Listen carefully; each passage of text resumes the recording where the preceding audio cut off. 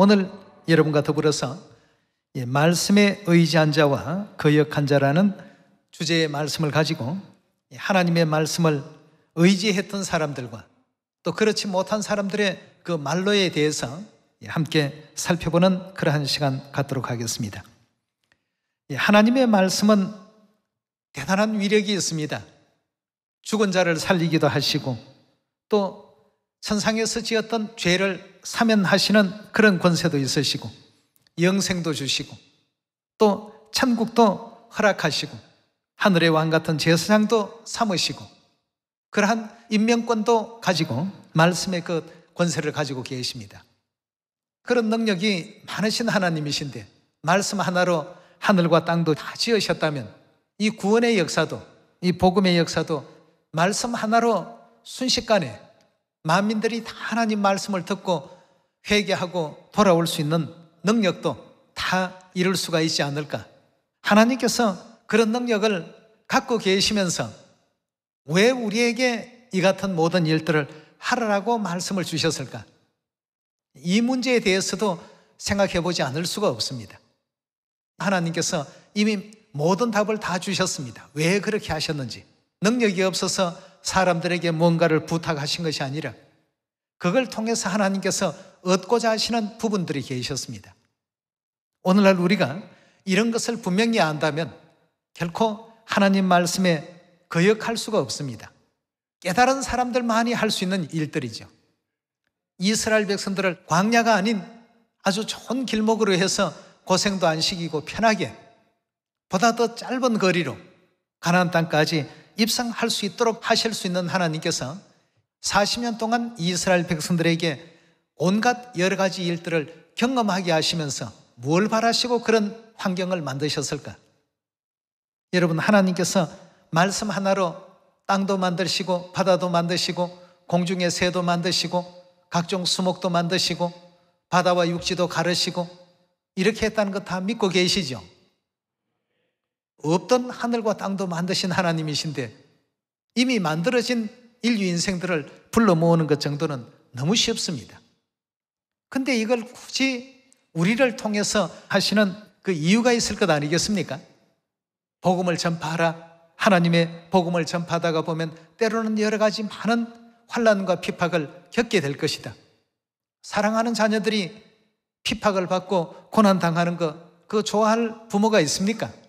그런 부모는 없습니다. 그러함에도 이런 모든 일들을 시키신 그 이면의 그 이유는 결국 그림자의 역사로 나타난 3500년 전 이스라엘 백성들이 애굽에서 나와서 가나안 땅으로 들어가는 그 과정 속에 모든 답들이 다 있습니다. 언제나 말씀에 의지하면서 살아가는 사람들은 늘 기적을 보면서 생활을 하지만 말씀에 의지하지 못하고 거역하며 살아가는 사람들은 항상 지옥과 같은 환경 속에 살아갈 수밖에 없다는 것. 그리고 진리 안에 머무르지도 못하고 결국 다 이스라엘 백성들과 같이 떠나게 되고 멸망을 당하게 되고 여러 가지 많은 주변의 미혹이나 회방을 통해서 하나님을 잊어버리고 근본 그들이 애굽 땅에서 나왔을 때 최초의 그 목적을 다 잊고 사는 어리석음을 범한다는 것을 우리가 꼭 명심하셔야 되겠습니다. 하나님께서 하시면 1초도 걸리지 않는 일이고 1분도 걸리지 않는 일입니다. 근데 기다리시고 또 기다리시는 데에는 이유가 있습니다. 오늘 그 문제를 성경 말씀을 통해서 한번 다 찾아내 봅시다. 자, 먼저 하나님의 말씀의 권능부터 우리 한번 확인해 보도록 하겠습니다. 창세기 1장 1절입니다.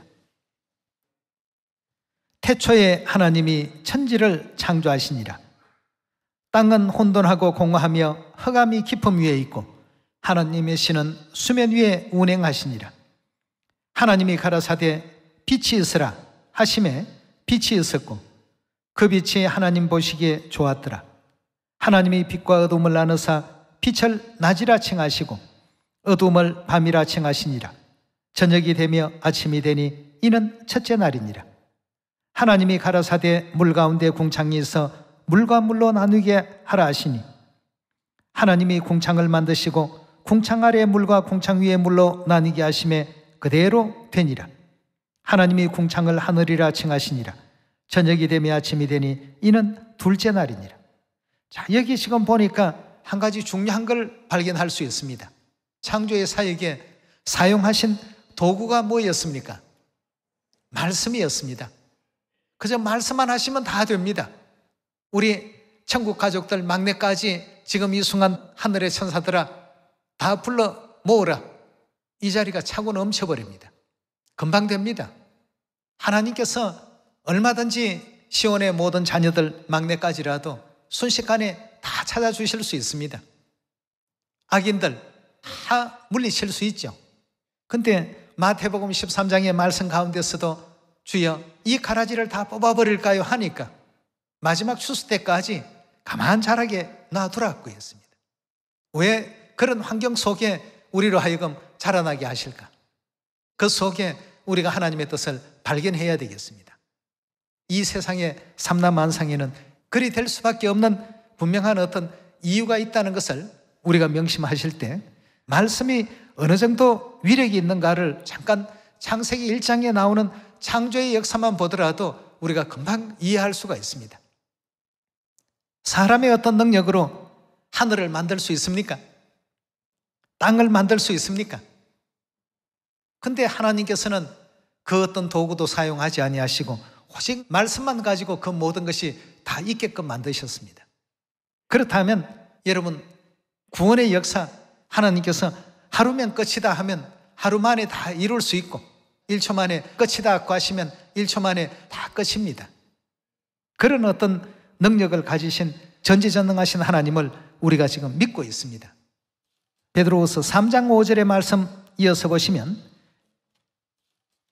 이는 하늘이 예적부터 있는 것과 땅이 물에서 나와 물로 성립한 것도 하나님의 말씀으로 된 것을 저희가 풀어 잊으려 함이로다 하고요.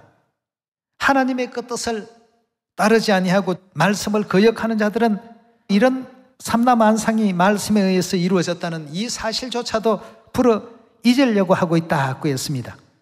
하늘과 땅의 그 존재가 말씀에 의해서 이루어졌다는 것을 베드로후서 3장에서도 강조하고 있습니다.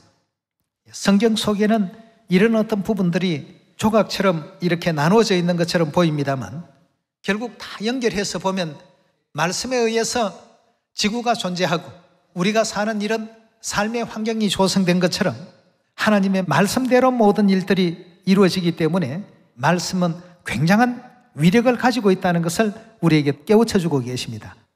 누가복음 5장 1절입니다.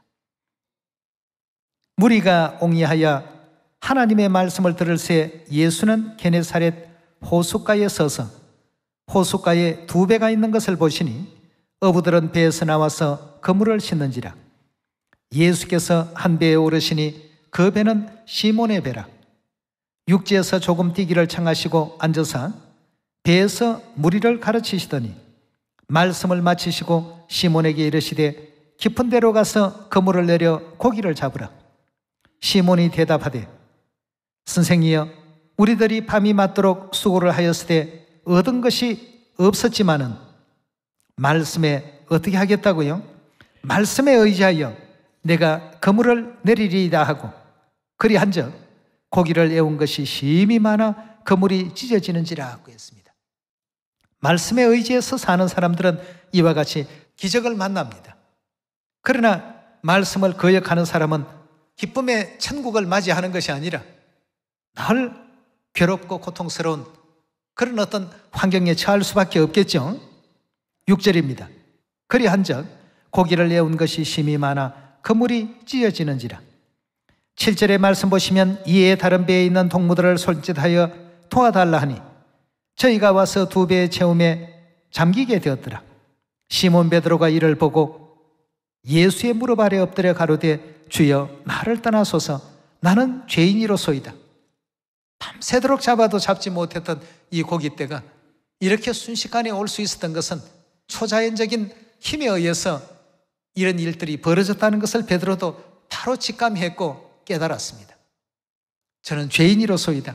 이 죄인에게 거룩하신 분께서 가까이 하셔서는 안 되지 않습니까? 나를 떠나소서 말이죠. 여러분, 말씀에 의지해서 사는 삶은 늘 베드로와 같이 이런 어떤 기쁨을 만날 수가 있습니다. 그래서 뭔가를 깨우친 사람이라면 말씀대로 살아가려고 애쓰는 것 아니겠습니까? 베드로의 경우만 그러한 것이 아니고 요한복음 2장에서도 우리가 일상에서 만날 수 있는 하나님의 그 말씀의 그 권위에 대해서 알려주고 계십니다. 2장 1절의 말씀 보시면 사흘 되던 날에 갈릴리 가나에 혼인이 있어 예수의 어머니도 거기 계시고 예수와 그 제자들도 혼인의 청함을 받았더니 포도주가 모자란지라. 예수의 어머니가 예수에게 이르되 저희에게 포도주가 없다 하니 예수께서 가라사대 여자여 나와 무슨 상관이 있나이까? 내 때가 아직 이르지 못하였나이다. 그 어머니가 하인들에게 이르되 너희에게 무슨 말씀을 하시든지 그대로 하라 하니라. 거기 유대인의 결례를 따라 2-3통 드는 돌 항아리 6이 놓였는지라. 예수께서 저희에게 이르시되 항아리에 물을 채우라 하신즉 아구까지 채우니 이제는 떠서 연회장에게 갖다 주라 하시매 갖다 주었더니 연회장은 그 잔치를 주관하는 관리장은 물로 된 포도주를 맛보고 어디서 났는지 알지 못하되 물도 온 하인들은 알더라. 연회장이 신랑을 불러 말하되 사람마다 먼저 좋은 포도주를 내고 취한 후에 낮은 것을 내거늘 그대는 지금까지 좋은 포도주를 두었도다 하니라. 예수께서 이처럼 표적을 갈릴리 가나에서 행하여 그 영광을 나타내시매 제자들이 그를 믿으니라 하고 있습니다. 말씀의 그 능력, 그냥 물을 떠다가 돌 항아리에 채웠는데 그 맛을 보고는 대단히 참 놀라워했습니다. 너무나도 기가 막힌 포도주였습니다. 하나님께서 마음만 있으시다면 언제든지 하실 수 있는 일들입니다. 우리 마음 같으면 악인들은 일거에 다 제거시켜버리고 의인들만 골라서 빨리 천국으로 데려가신다면 하루아침에도 다 하실 수 있는 일인데 왜 하나님께서는 그리 하지 아니하실까? 창세기 22장 1절입니다. 그 일 후에 하나님이 아브라함을 시험하시려고 그를 부르시되 아브라함아 하시니 그가 가로되 내가 여기 있나이다. 여호와께서 가라사대 내 아들 내 사랑하는 독자 이삭을 데리고 모리아 땅으로 가서 내가 내게 지시하는 한 산으로 가서 그를 번제로 드리라 하고 했습니다. 아들을 희생시켜야 되는 이런 어떤 그 상황임에도 불구하고 아브라함은 하나님의 말씀에 권능을 항상 기억을 했습니다. 내 후손이 하늘의 무별처럼 많게 해주겠다고 했는데 이 아들 이삭을 제물로 바치라고 할 때는 필연 거기에 상응하는 어떤 깊은 뜻이 계실 것이다 말이에요. 이렇게 해서 이제 모리아산으로 아들을 데리고 가서 번제물로 바치려고 했을 때 하나님께서 아브라함의 그 믿음을 다 보셨습니다. 입과 입술로 하나님 사랑합니다 해서 나타나는 것이 믿음이 아니라 결국 이와 같이 할 수 없는 일조차도 하나님 분부시니까 시행을 하려고 했을 때 하나님께서는 그 중심을 이제 확인을 하셨습니다. 그리고 믿음의 조상이라는 큰 어떤 칭호까지 허락해 놓으셨습니다. 여러분, 말씀에 의지하는 사람은 언제나 이런 어떤 놀라운 기적과 축복을 받습니다. 하나님 말씀으로 죽은 자가 살아나고 영원히 용서받지 못할 죄인들이 죄사함을 받고 죽을 수밖에 없었던 그런 인생이 영생체로 변모를 입고 다시는 돌아갈 수 없었던 그 천국에 다시 갈 수 있는 놀라운 그 길들을 전부 만들어낸 그런 권세와 권능이 있다는 것 우리 꼭히 명심을 할 때에 아브라함처럼 베드로처럼 믿음의 또 선진들의 기록처럼 우리도 다 그런 은혜로운 삶을 살 수 있지 않겠습니까? 창세기 우리 6장을 한번 보도록 하겠습니다. 6장 13절입니다. 하나님이 노아에게 이르시되 모든 혈육 있는 자의 강포가 땅에 가득함으로 그 끝날이 내 앞에 이르렀으니 내가 그들을 땅과 함께 멸하리라. 너는 잣나무로 너를 위하여 방주를 짓되 그 안에 간들을 막고 역청으로 그 안팎에 칠하라. 그 방주의 제도는 이러하니 장이 300규빗, 광이 50규빗, 고가 30규빗이며 거기 창을 내되 하나님께서 노아에게 이런 분부의 말씀을 나르십니다. 22절입니다. 노아가 그와 같이 하되 하나님이 자기에게 명하신 대로 다 어떻게 했다고요? 다 준행하더라고 했습니다. 어느 시대든지 말씀에 의지하며 살아가는 사람들은 언제나 놀라운 기적을 만납니다. 아브라함도 모리아산에서 놀라운 은혜로운 그 기적의 역사를 맛보게 되었고, 결국 그 모리아산이 예루살렘 성전을 세우는 성터가 되지 않았습니까? 날마다 양을 잡아서 기도 시간을 따라서 상번제 제물을 바쳤던 곳이 예루살렘 성터가 아브라함이 이삭을 잡으려고 했던 곳이었습니다. 결국에는 그곳에 이제 하나님께 본격적인 이제 예배를 진행할 수 있는 예루살렘 성을 건축하게끔 만드셨습니다. 하나님께서는 아브라함에게 그냥 명하신 것 같아도 그 속에 다 이유가 있고 뜻이 있습니다. 하나님께서는 구약의 모든 믿음의 선진들의 삶 속에 예언적인 요소를 전부 다 담아 놓으셨습니다. 예수님께서 이 땅에 오시기까지 1500년 동안 이스라엘 백성들은 장관 세월 동안에 양이나 염소, 짐승으로서 제사 드릴 것을 하나님께서 예시적으로 보여주신 내용 아니겠습니까? 그리고 종례에는 독생자 예수 그리스도께서 십자가에 이제 운명하시고 희생하실 것을 미리 그림자적인 요소로 보여준 내용이라고 볼 수 있겠습니다. 뭐든지 우리는 하나님의 말씀에 의지해서 말씀의 그 권능이 어떠하다는 것을 꼭히 명심하시고 하라 하시는 대로 준행하면 기적을 보고 또 하나님의 보이지 않는 어떤 놀라운 섭리 속에 우리도 함께 동참할 수 있다는 것을 꼭히 명심해야 되겠습니다. 예레미야 21장 8절입니다. 여호와께서 가라사대 너는 또 이 백성에게 여호와께서 이같이 말씀하신다 하라. 내가 너희 앞에 생명의 길과 사망의 길을 둔다 하고 했습니다.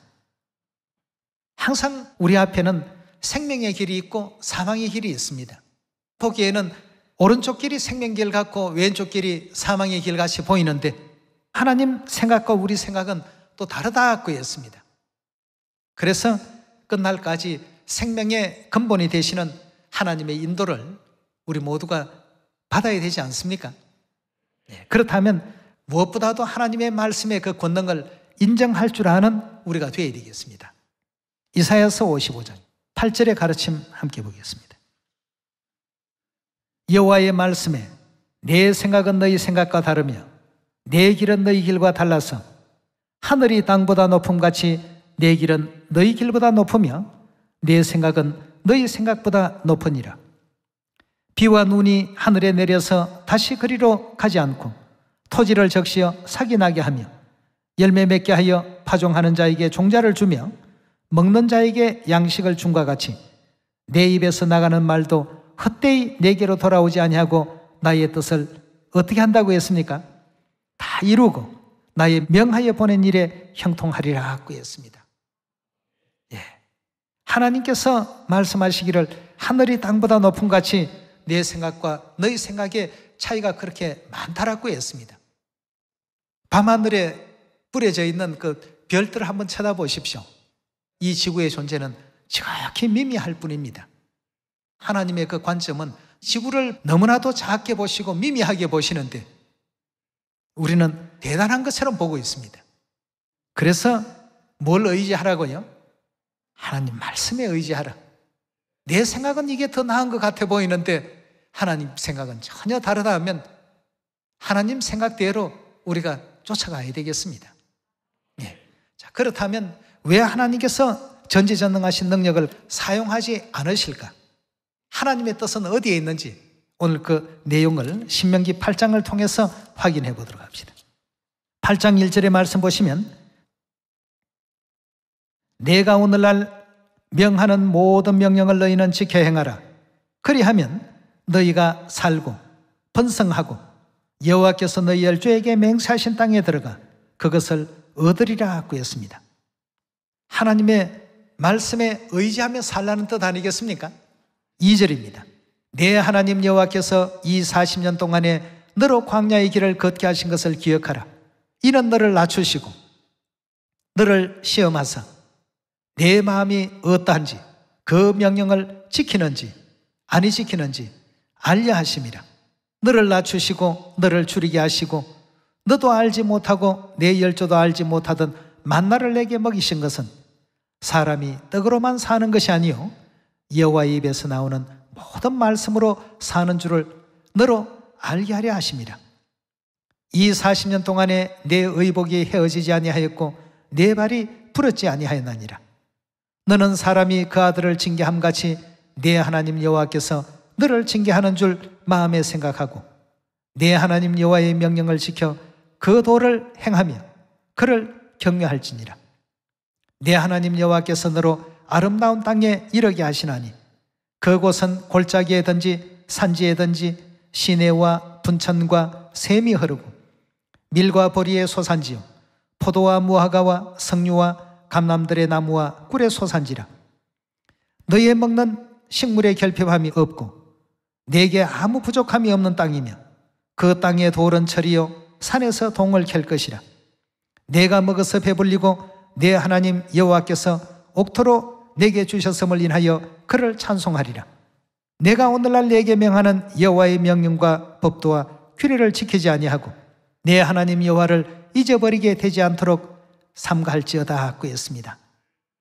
그럼 광야 생활할 때 하나님께서 이스라엘 백성들로 하여금 편하게 쉽게 이렇게 가나안 땅에 들어갈 수 있는 그런 길을 제공하지 않는 데에는 이유가 있다고 했습니다.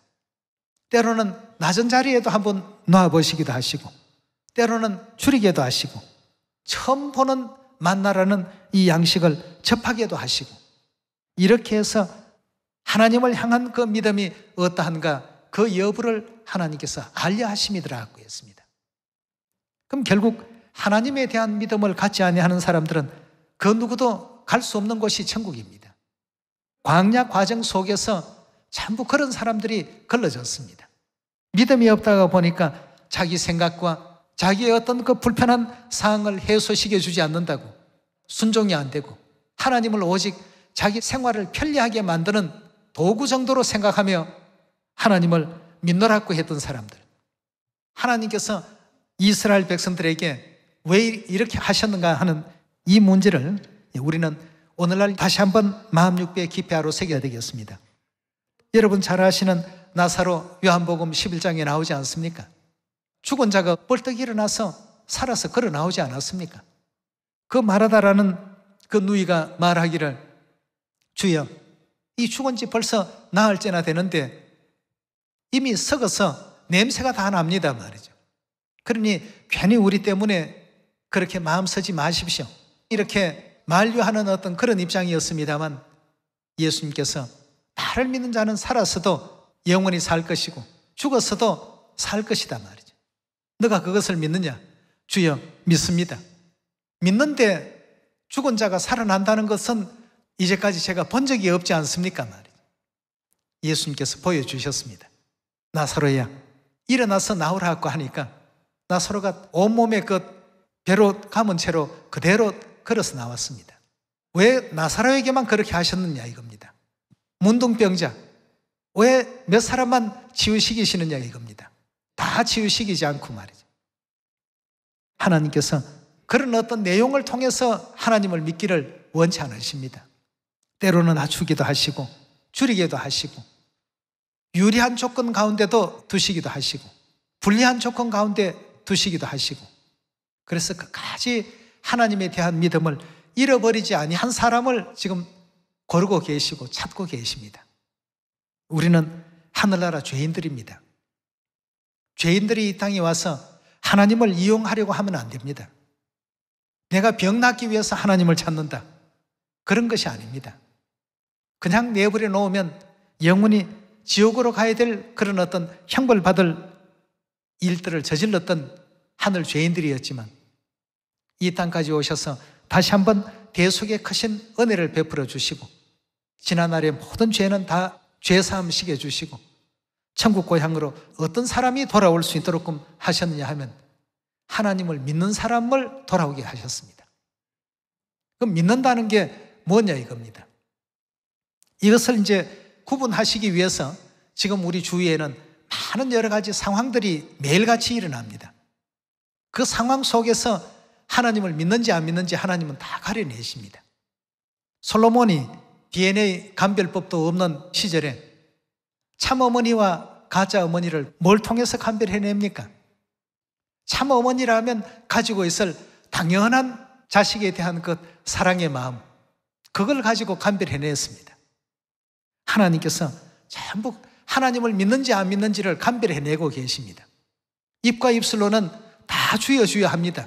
하나님 믿습니다 믿습니다 이렇게 얘기하지만 실제 어떤 어려운 상황 속에 나와도 보니까 하나님을 믿노라고 하는 하나님 백성으로 자처하는 이스라엘 백성조차도 하나님을 어떻게 합니까?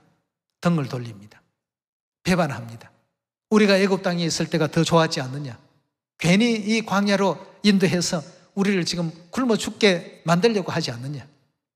하나님은 계속 그 소리를 들으시면서 마음 아파하십니다. 또 가려내십니다. 알곡과 죽정이도 여러분 그냥 섞여 있을 때는 모릅니다. 근데 바람이 한번 불면 죽정이는 다 날아갑니다. 알곡은 제자리에 있어요. 하나님께서 그 여부를 알려 하신다고 했습니다. 2절에 다시 보겠습니다. 내 하나님 여호와께서 이 40년 동안에 너로 광야의 길을 걷게 하신 것을 기억하라. 이는 너를 낮추시고 너를 시험하사 내 마음이 어떠한지 그 명령을 지키는지 아니 지키는지 알려 하심이라 하고 했습니다. 하나님의 말씀을 의지하는지 의지하지 않는지, 하나님을 믿는지 안 믿는지 이 여부를 전부 알려 하사 시험하셨고, 이스라엘 그 백성들에게 안식일이라는 진리를 가르치기 위해서 만나도 5일 동안은 그렇게 주시다가 6일째 안식일 첫날은 안식일 것까지 배나 주셨습니다. 그리고 7일째 안식일 날에는 아무것도 주지 않았습니다. 생활 속에 하나님의 말씀을 준행할 수 있는 시스템을 전부 하나님께서 만들어 주셨습니다. 그렇게 해서 가나안 땅에 들어가더라도 하나님의 그 율례와 규례와 법들을 잊어버리지 않도록끔 광야 생활 속에서 전부 교육하신 것 아니겠습니까? 하나님은 다 하실 수 있습니다. 여리고도 백성들이 7바퀴 안 돌아도 무너뜨리실 수가 있고, 홍해 바다도 지팡이를 내밀지 않더라도 말릴 수가 있습니다. 그리고 우리 주위에 우리를 괴롭게 하는 모든 요소들도 하나님께서 하루아침에 다 일거에 멸하실 수도 있지만 항상 그를 통해서 하나님을 찾고 하나님께 기도하게 하시고, 이렇게 해서 종래에는 하늘나라에 우리가 돌아갔을 때 왕같은 제사장의 자리에 그 위치에 세우시고자 하시는 크신 뜻이 계십니다. 이 세상을 살아가는 상황 속에 하나님을 믿지 않는 어떤 마음으로서는 결코 천국에 들어갈 수 없다는 것입니다. 히브리서 3장 7절의 말씀 보시면, 그러므로 성령이 이르신 바와 같이 오늘날 너희가 그의 음성을 듣거든 노하심을 격동하여 광야에서 시험하던 때와 같이 너희 마음을 강팍해 하지 말라. 거기서 너희 열조가 나를 시험하여 경험하고 40년 동안의 나의 행사를 보았느니라.